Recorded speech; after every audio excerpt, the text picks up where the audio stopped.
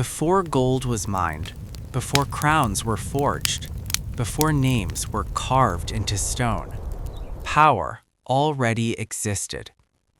It didn't sit on thrones. It wasn't inherited. It wasn't announced.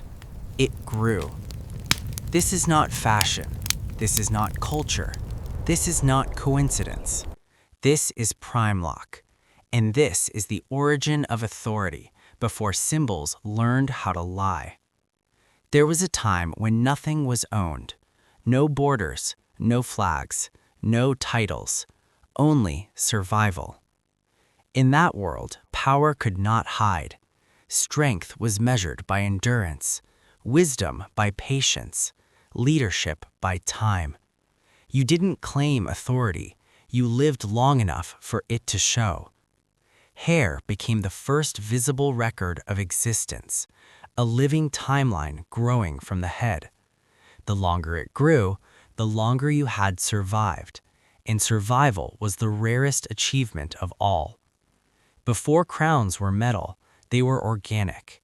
Elders wore length, shamans wore weight, leaders wore presence. Hair framed the face like a halo, like a warning, like proof. You could not fake age. You could not rush time. You could not buy experience. Hair said, I have seen seasons you haven't. I have endured what would have ended you. I carry memory. That is why the head was sacred, why touching another person's hair was intimate or violent, because it wasn't decoration, it was authority made visible.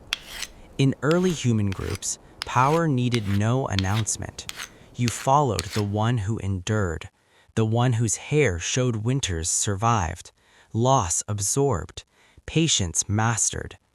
Hair was a public archive. Every inch whispered time. This is why cutting hair felt like erasure, like punishment, like removal. To remove hair was to remove history. That is why prisoners were shaved, why slaves were stripped, why initiations often began with cutting. Because when you remove someone's hair, you remove their visible past. And without a past, a human becomes easy to command. Those who ruled early feared one thing above all else: continuity. A man with long hair could not be rushed. A woman with uncut hair carried lineage. A people who preserved hair preserved memory. The unshorn were dangerous. They could not be rewritten easily. They carried proof of time beyond rulers. This is why conquering powers standardized cutting, uniforms, shaving, regulation. Because power does not fear rebellion first, it fears identity that cannot be erased. Then something changed. Crowns appeared, helmets, wigs, head coverings. Symbols replaced biology. Why? Because symbols can be transferred, stolen, inherited without endurance.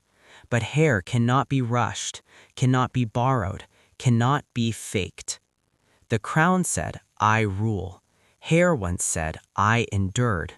One could be placed on the head, the other had to be lived. This was the first great exchange. Experience for appearance, time for illusion, and humanity accepted it.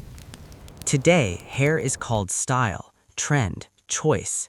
But deep inside the human mind, we still read it differently. We sense age, stability, defiance, submission. Why do rebels grow it out? Why do institutions cut it down? Why does power still regulate the head?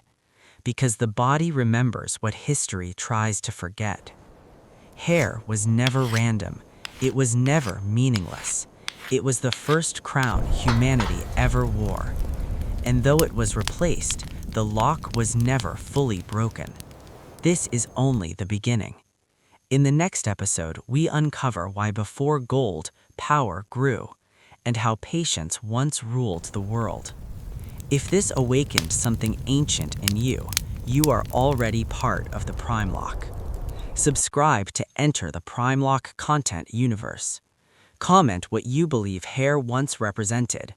Share this with someone who understands that power is not given, it is grown.